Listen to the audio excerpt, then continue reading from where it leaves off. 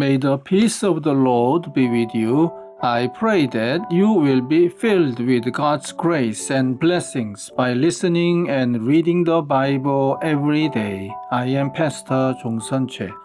We are listening and reading the Bible according to the reading plan proposed by the Revised Common Lectionary.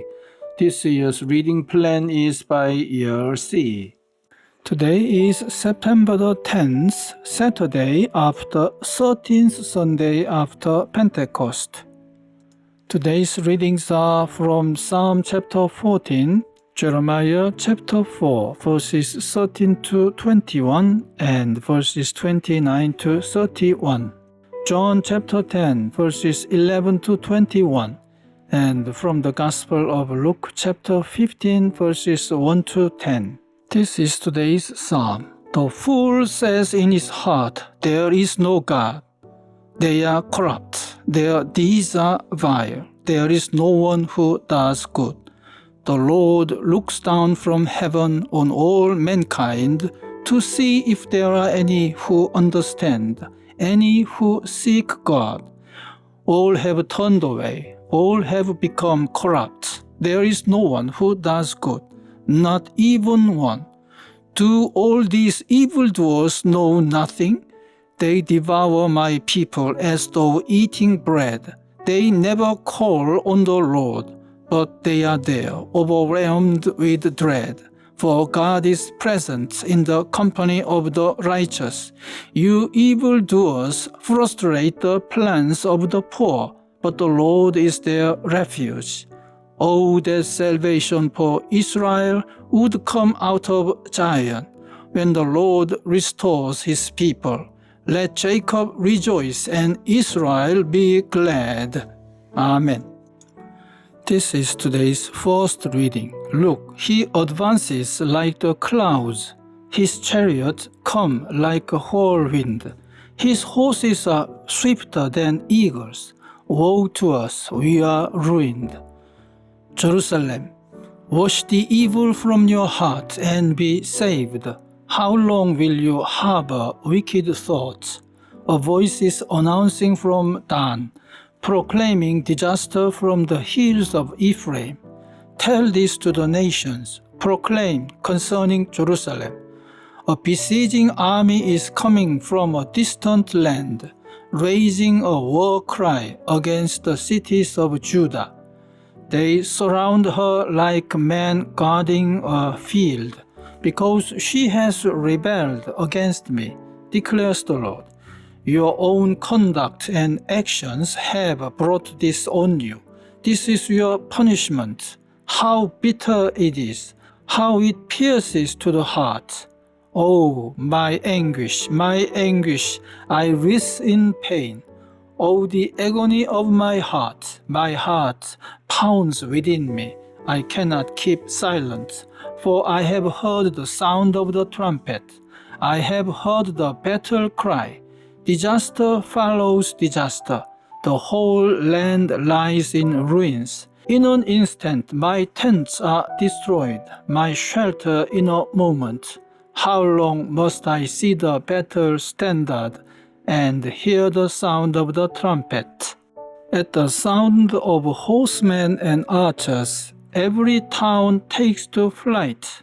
Some go into the thickets, some climb up among the rocks.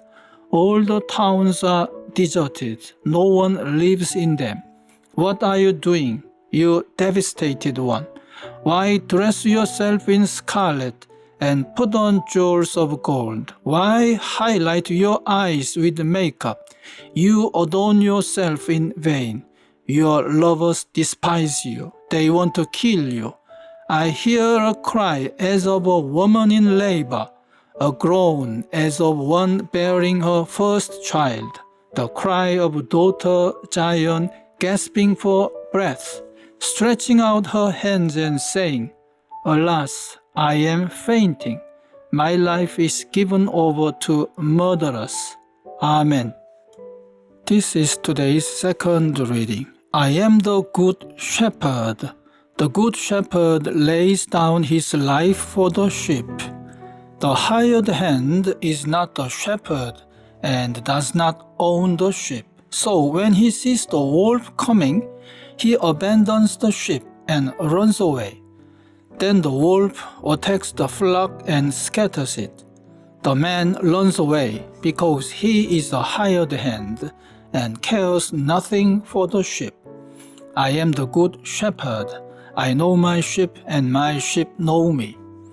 Just as the Father knows me, and I know the Father, and I lay down my life for the sheep. I have other sheep that are not of this sheep pen. I must bring them also. They too will listen to my voice, and there shall be one flock and one shepherd. The reason my Father loves me is that I lay down my life, only to take it up again. No one takes it from me, but I lay it down of my own accord. I have authority to lay it down and authority to take it up again. This command I received from my Father.